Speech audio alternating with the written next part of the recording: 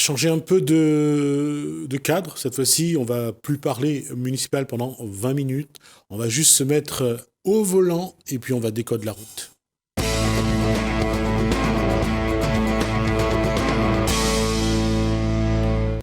Et on retrouve quelqu'un qu'on n'a pas vu depuis un moment. Bonsoir, oui, Jean-Michel Boyer. Alors, la route a été dégagée cette fois-ci ? Oui, cette fois-ci, j'ai pu venir. À chaque fois, j'ai eu quelques petits soucis pour venir. Mais là, c'est incroyable que sortir de Saint-Benoît pour venir jusqu'à Saint-Paul, c'est pas... Pas forcément facile. C'est pas forcément facile. Alors, il y a combien de kilomètres ? On va dire qu'il y a à peu près 50 à 100 kilomètres ? Ouais, 55 à peu près. Ouais, 55 km, mais suffisant. Des fois, dès qu'il y a quelque chose sur la route... Et surtout le lundi matin, c'est particulier. C'est toujours particulier, oui. C'est début de semaine et forcément, des fois, ça coince un peu. La question, c'est... Je ne dis pas qu'il y a de nouvelles règles aujourd'hui, mais reste que la circulation... Rouler aujourd'hui, ça reste toujours problématique. Et ça, c'est quelque chose que, on va parler, je disais qu'on n'a pas parlé municipal, mais si on jette un regard dans le rétro, il y a des routes qui appartiennent aux communes. Aux communes, oui, bien sûr. Il y a des plans de circulation qui ont été mis en place, peut-être qu'il faut les revoir, parce qu'il y a de plus en plus de voitures. Et on se rend compte que les embouteillages sont toujours au même endroit, à la même heure, donc il y a peut-être quelque chose qu'il faut faire. Alors justement, vous, en tant que moniteur d'auto-école, vous êtes souvent dans les voitures ? Oui, tous les jours. Et dans les centres-villes ? Oui, aussi, oui. Et ça change pas, il y a toujours les mêmes problèmes. En fait, pour l'élève, c'est bien, parce que ça lui prépare pour la suite. Il apprend déjà les embouteillages. Voilà. Il apprend déjà, on appelle ça une zone de conflit, c'est-à-dire le mélange de plusieurs usagers de la route. Ouais. Mais ça lui donne un petit peu l'idée ce qu'il attend. Donc, c'est bien. Après, bon, il y a des moments où vraiment, on n'avance pas, quoi. C'est quand même compliqué. Et après, peut-être qu'il faut changer les habitudes. Est-ce que vous n'êtes pas mieux placé, justement, pour dire aux municipalités comment faire pour que leur centre-ville, que les routes qui sont environnantes soient mieux signalisées pour éviter tout ce coma circulatoire ? Je pense que piétonne, ça serait pas... Le centre-ville devrait être piétonne à certains endroits, quand on peut. Et après, passer par des rocades ou des périphéries pour dégager. Parce qu'en fait, c'est ce qui rend la circulation, pourquoi elle est bouchée, c'est qu'au centre-ville, les sorties des écoles, il y a tout le monde en même temps. Il y a les feux qui régulent aussi. Mais des fois, ça fait l'effet inverse aussi, ça fait plutôt effet accordéon. Ça fait un entonnoir. Oui, un entonnoir. Et il y a des gens aussi qui ne sont pas forcément réactifs quand ça avance aussi. C'est tout ça. Donc, je pense Quel conseil donner aux élus pour leur centre-ville pour que ça respire un peu ? Pour que on n'y ait pas... Bon, il y a des écoles dans le centre-ville, toutes les administrations sont au centre-ville, et tout converge vers le centre-ville, et ça crée souvent de vrais embouteillages. Mais la question, c'est comment ça se fait qu'il n'y a pas une vraie politique en matière de circulation, en matière de route ? Parce que je pense que peut-être que ils ne sont pas penchés encore sur le problème, ou peut-être que c'est pas forcément facile. Est-ce que aujourd'hui les auto-écoles ont suffisamment de bouteilles, d'expérience pour dire ça serait bien que venez nous écouter, voilà ce que nous vous proposons ? Je pense qu'on a assez d'expérience et de bouteilles, mais après, je ne sais pas si on prend le temps de nous écouter, surtout. C'est tout ça. C'est qu'en fait, nous, on a des choses à dire, mais il faut on se met autour d'une table et puis on échange pour que justement les choses vont se décanter. Sinon, ça va s'empirer. En fait, il y a plus de voitures, plus d'usagers, plus de moyens de déplacement, mais même si on varie les moyens de déplacement, avec mais ça toujours, le problème reste le même. Peut-être décaler les horaires de travail ou mettre des navettes pour déposer les gens.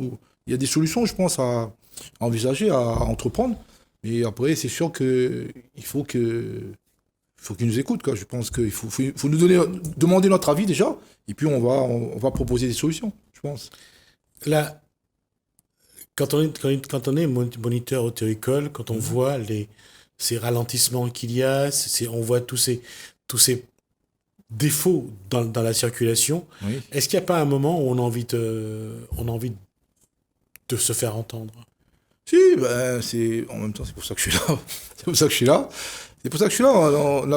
On a besoin de faire entendre, comme tout le monde. On a besoin Après, on n'est pas là pour moraliser ou on n'a pas la science. Non, ça ne peut être que des propositions. Oui, on est là justement pour proposer des solutions qu'il faudra essayer pour voir si ça peut fluidifier, ça peut aider les gens. Parce que tout le monde est confronté à ça, quoi. Je veux dire, le matin, moi, même si je rentre à 9h, je suis obligé de partir de chez moi à 5h30, quoi. J'arrive au boulot à 6h30, c'est pas grave. Mais au moins, je suis pas en retard pour faire le cours pour l'élève. Parce que sinon, je serai en retard, ça va décaler ma journée, et puis ça fait boule de neige, quoi. Oui, de toute façon, ça c'est une évidence, hein. Si vous commencez tôt la journée, vous allez être tranquille. Si voilà. vous commencez en retard, c'est clair que tout est... Voilà, tout est bousculé, Ouais. on va être dans la précipitation, et puis, bon, peut-être pas l'énervement, mais dans la précipitation, on va peut-être faire les choses, et puis ça va faire effet boule de neige, quoi. Je veux dire, celui qui est précipité, mais il va peut-être énerver un peu l'autre et tout le monde, et on va se retrouver tous coincés. Quelle est, aujourd'hui, en tant que moniteur auto-école, quelle l'envie, quel l'objectif les différentes auto-écoles peuvent avoir pour dire, voilà, on peut changer la route, on peut changer les itinéraires, on peut améliorer. Est-ce que c'est là où j'ai l'impression que il n'y a pas d'échange, il n'y a pas de Pour discussion. l'instant, non, il y a pas d'échange. Malheureusement, il n'y a pas d'échange. Nous, justement, on propose l'échange, mais il n'y a personne qui vient. Je pense que dans chaque commune, il y a un référent sécurité routière déjà. Mais si le référent, il se rapproche des écoles, je sais pas, celui de Saint-Benoît, il se rapproche des auto-écoles de Saint-Benoît, celui de Saint-Nil, parce que peut-être c'est spécifique, chaque ville, après l'embouteillage, c'est un peu partout, c'est général. Mais je veux dire, si le référent, il prend la peine de nous écouter, je pense qu'on va peut-être l'aider, on va apporter des solutions qui sera peut-être les solutions qui vont débloquer les situations, parce que partout, hein, que ce soit à Saint-Benoît, à Saint-Paul, à Saint-Pierre, tout est embouteillé, tout le temps. Et justement, qu'est-ce qu'il faut changer? L'embouteillage, on sait que c'est dû au nombre de voitures. Bien sûr. Ce nombre-là, on ne peut pas le changer. Mais ce qu'on peut faire, c'est qu'on peut améliorer la circulation. On peut signaliser de manière différente. Oui, réguler, et puis, je sais pas, contourner le centre-ville, faire du covoiturage, je sais pas, il y a plusieurs solutions à mettre en place. Après, les gens ici, le covoiturage, pas vraiment à la mode ici. Les gens, ils aiment bien être dans la voiture parce que je sais pas pourquoi. D'un côté, il y a ceux qui aiment pas déranger l'autre, et puis il y a aussi le fait que on n'a pas au dernier moment, on a un truc à faire. Oui, bien sûr, voilà. C'est sûr que c'est pas évident, c'est pas toujours évident parce que des fois c'est vrai qu'au dernier moment on peut avoir un truc à faire, on va pas exposer le problème qu'on a à la personne qui nous conduit, parce que c'est sûr que c'est impoli de dire voilà, on va là, on vient là. C'est pas évident, mais je veux dire, au niveau des entreprises, on a peut-être des choses à faire aussi déjà. Il y a une chose aussi que je voulais dire, parce que j'ai testé, parce que ma voiture était en panne, donc j'ai pris le bus. Oui. Si on n'est pas trop pressé, prendre le bus, c'est quelque chose aussi qui est agréable. Oui, c'est agréable, Mais déjà, on est libéré de cette charge mentale que la conduite, voilà, de conduire. Et puis, on est plus à l'aise. Maintenant, il y a un nouveau bus et tout, avec l'étage. Bon, je ne vais pas publiciter pour les cars jaunes, hein, mais je veux dire, le bus, voilà, on peut profiter d'être en haut dans l'étage, regarder un peu. De regarder le décor de la Réunion, parce que ça en vaut la peine, de pouvoir respirer un peu, de somnoler si on en a envie. Et c'est reposant. Aujourd'hui, les bus à la Réunion, et je fais la promotion des bus exprès, des bus à la Réunion, ça en vaut la peine, vraiment. Et ça coûte pas cher, 2 € parfois. Ouais, ça coûte pas plus cher qu'en voiture, en fait. 1 litre de carburant aujourd'hui est à 1,50 €, on va dire, pour le samplon. Donc c'est pour ça que il y a ça aussi, cette solution-là. De temps en temps, laisser la voiture à la maison, ça en vaut la peine. Donc c'est aussi une façon. Mais c'est pour ça que je disais qu'aujourd'hui, il n'y a pas de volonté. Mais ceci étant, c'est pour ça aussi que vous n'entendrez pas les hommes politiques dire aux gens de rester chez eux. Parce que là, à chaque fois que vous brûlez un litre de carburant, il y a de l'argent qui tombe pour la mairie. Bien sûr. Ils en ont besoin aussi. Hein. On ne va pas non plus être j'allais dire, faux dans notre façon de faire. C'est de l'argent qui, avec le... Sûr, ça fait partie de l'économie, mais après, je pense qu'on peut équilibrer tout ça et trouver un juste milieu pour que tout le monde soit gagnant, quoi. Je veux dire. Ne pas prendre la voiture tous les jours, en tout cas. Ne pas prendre la voiture, surtout pour faire des trajets qui sont assez courts, surtout. Parce qu'ici, même pour aller chercher le pain. Prendre sa voiture pour faire 100 mètres pour aller à la boulangerie le matin, voilà. Ça c'est... vaut pas le coup. Enfin, ça vaut pas le coup parce qu'après, 100 mètres, on peut le faire à pied. Et c'est une chose qui est importante, pourquoi on en parle ce soir, c'est que la question est de savoir qui doit prendre la responsabilité d'essayer de changer les choses. On parle des élus, mais la population, la population a le rôle le plus important. Bien sûr. Non, je pense que c'est à nous de chercher les solutions, d'exposer aux élus pour qu'ils le mettent en place, mais c'est à nous aussi, la population, les usagers, de se sentir bien sur les routes, parce que l'embouteillage, c'est désagréable pour tout le monde, ça énerve les gens, il y en a qui n'ont pas la clim, il fait chaud, des enfants, ça nous fatigue déjà avant d'arriver au travail, parce qu'il y en a, ils arrivent au travail, ils sont déjà fatigués, donc c'est pas forcément une bonne chose. Et parce que pour les gens qui passent 1 heure parfois dans l'embouteillage, 1 heure à passer la première, la seconde, le stop, tirer le frein à main, quand vous avez passé 1 heure le matin à faire ça avant d'arriver au travail, vous avez déjà usé la moitié de votre énergie. Oui, donc il faut en garder pour être productif dans ce qu'on fait. Il faut garder quand même de l'énergie. Et puis je pense que on va gagner en qualité de vie tout simplement parce qu'il y aura moins de stress, il y aura moins de fatigue, on va rentrer plus tôt, on va partir de bonne humeur. Et puis être dans le bus ou être à côté de quelqu'un en covoiturage, c'est pas vous qui contrôlez, c'est pas vous qui vous énervez, c'est pas vous. Voilà. Donc il faut aménager, je veux dire que ne pas compter seulement sur le politique, bien sûr. Essayer de comprendre ce que vous pouvez faire, c'est important. Après, il faut noter quand même que maintenant, il y a le TCSP, je veux dire, ils ont quand même... ils font, partout c'est possible, ils séparent un peu le bus, ils libèrent un peu la place pour que le bus ait une facilité pour se déplacer. Après, c'est pas suffisant parce qu'il y a des endroits où on peut pas modifier l'infrastructure. Mais je pense qu'il y a ça a été fait beaucoup quand même, notamment Sainte-Suzanne. Le couloir entre la sortie de Sainte-Suzanne et Ravine-des-Chèvres. Voilà, il y a le couloir, il y a les cyclistes d'un côté. Donc, je veux dire, il y a des aménagements quand même qui ont été faits, il faut le noter, qui sont quand même favorables à tout ça. Mais après, il n'y a sûrement pas assez. Je ne sais pas si c'est budget ou volonté, je ne sais pas trop. Mais je veux dire, je pense qu'il faut en faire beaucoup plus et un peu plus partout pour que les gens ils adhèrent au transport en commun.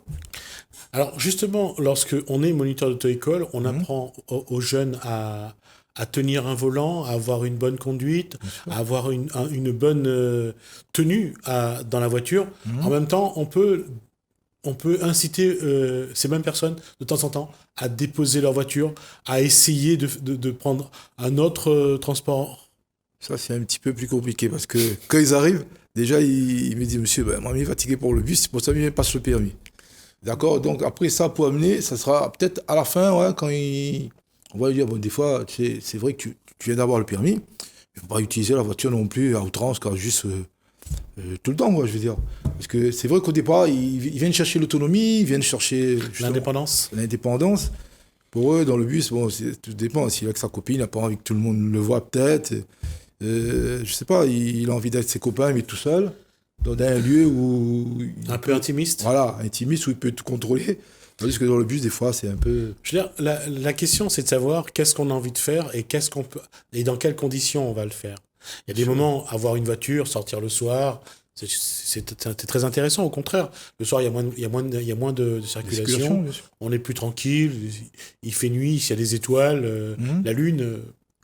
C'est romantique, il n'y a pas de problème. Mais être toute la journée dans sa voiture, quel que soit ce qu'on a à faire, on le fait toujours en voiture.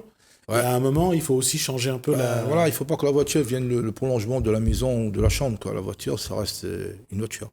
Il ne faut pas que... Parce qu'il y a des gens, c'est vrai que la voiture, c'est leur bien à eux, mais c'est pas non plus... ils lui font tout dedans. Oui, ils font tout dedans. Tout et n'importe quoi. Donc, je veux dire, il faut avoir cette notion de définition de la voiture. La voiture, ça reste une voiture, je veux dire, c'est pas une maison. Et là aussi, c'est important, lorsqu'on a dit tout à l'heure, on parlait des municipales, c'est important parce que la route appartient à tout. À tout le monde. à tous et à toutes. Comment faire en sorte pour que cette route, elle reste à tout le monde et en même temps pour que on la partage, qu'on la laisse un peu aux autres de temps en temps et surtout si on n'a rien à y faire dans sa voiture sur la route, au lieu de faire rouler la voiture, autant vaut mieux aller marcher un peu. Oui, il vaut mieux marcher un peu. D'ailleurs, la nouvelle signature de la sécurité routière, c'est vivre ensemble. On a changé. Avant, c'était tous responsables et depuis dernièrement, c'est vivre ensemble. Vivre parce que c'est l'essence même de la sécurité routière. Ensemble, c'est que on partage la route et chacun doit faire attention aux autres. Donc il y a cette notion sociale là, de la conduite qui revient en avant et qui fait que on va gagner en sécurité si tout le monde justement se remet en question et essaye de partager la route et de faire en sorte que tout le monde cohabite bien sur... Comment le moniteur d'auto-école arrive à expliquer ça aux jeunes qui arrivent, qui ont qu'une envie, c'est d'être derrière le volant, d'avoir... une chose, c'est je roule et il n'y a personne qui m'arrête. Et là, justement, on fait une formation, parce qu'on leur dit, on fait une formation, on ne te prépare pas seulement pour l'examen, mais on te prépare surtout pour la suite, quoi.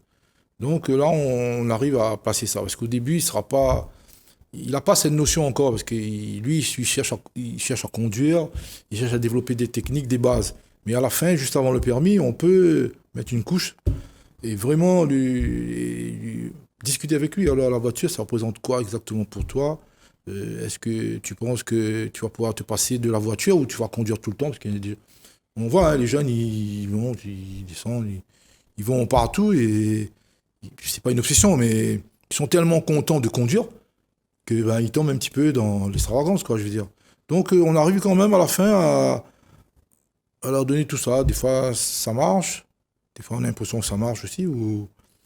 Mais je pense qu'après, quand on est jeune, peut-être qu'on n'a pas ces notions aussi, je veux dire. On n'est pas conscient de ce que la voiture peut faire aussi de bien quand elle ne roule pas, quand elle est seulement au service, quand elle permet des choses. C'est peut-être là que ça se complique peut-être pour la tâche du moniteur auto-école. Ouais, c'est de faire prendre conscience justement que la voiture est un outil, mais aussi quelque chose qu'il faut... qui permet de protéger l'environnement s'il ne répand pas les gaz carboniques toute la journée. C'est pour ça que... on leur dit, en fait, puis les voitures roulent, tout simplement, puis ça va polluer, et puis... voilà, donc ça va... On ne pourra pas arrêter le phénomène, mais si on utilise la voiture à bon escient, on va quand même ralentir tout ça et puis faire en sorte que la pollution sera stable, parce qu'on peut pas arrêter. Ce qui a été fait, mais je veux dire, il faut quand même que la nouvelle génération comprenne que plus on déplace en voiture, plus c'est le serpent qui se mord la queue. Je veux dire, c'est nous-mêmes qui faisons que la planète, ça va... De plus en plus, on va la polluer, et puis tout va disparaître à un moment donné, je veux dire. Cette pollution-là, c'est un peu dommage que les élus ne prennent pas en compte. C'est-à-dire qu'en essayant d'aménager les voies pour que les voitures ne soient pas tous entassées dans le même endroit pendant des heures, oui, je pense que ça dégage du gaz carbonique. Oui, je pense que, on va pas dire qu'ils sont responsables de ça, mais je veux dire, il faut qu'ils réagissent aussi pour que ça change. Pour réduire. Voilà, pour réduire tout ça, je sais pas. Par exemple, à Paris, quand il y a trop de pollution, ou à Lyon, ils font... les plaques paires et impaires. Aussi, je sais pas si on va pouvoir faire ça, mais je veux dire, il y a peut-être des choses à réfléchir, je sais pas. Il faut déjà nous écouter, et puis moi j'invite, pas forcément moi, mais mes collègues, je veux dire, des auto-écoles.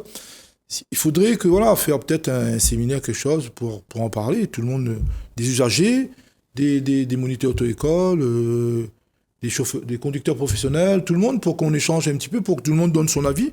Et peut-être autour d'une table, on trouvera certaines solutions à mettre en place, je pense. D'accord. Ça peut être un objectif pour quelqu'un qui se présente au municipal, par exemple. En tout cas, l'appel est lancé par Jean-Michel Boyer, voir un petit peu de quoi on peut discuter pour essayer d'une part d'améliorer la circulation et de l'autre de préserver l'environnement. Merci Jean-Michel Boyer. Je te remercie. Merci à vous de nous avoir suivis. Merci Alain. Merci François. Je vous dis à demain.